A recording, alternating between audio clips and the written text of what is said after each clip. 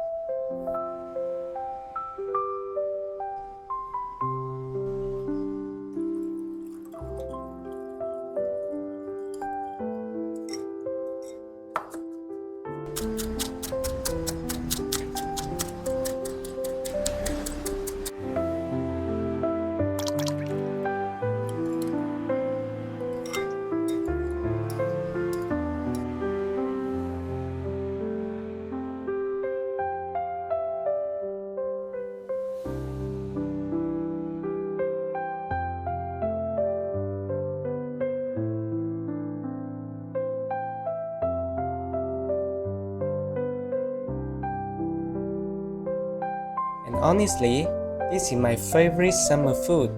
I don't know what it's like over in your country, but do you guys have anything like this?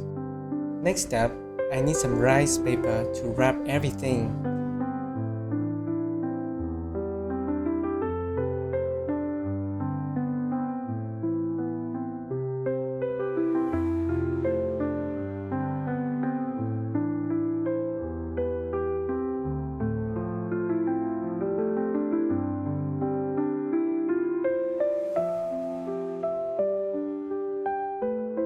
And that is it.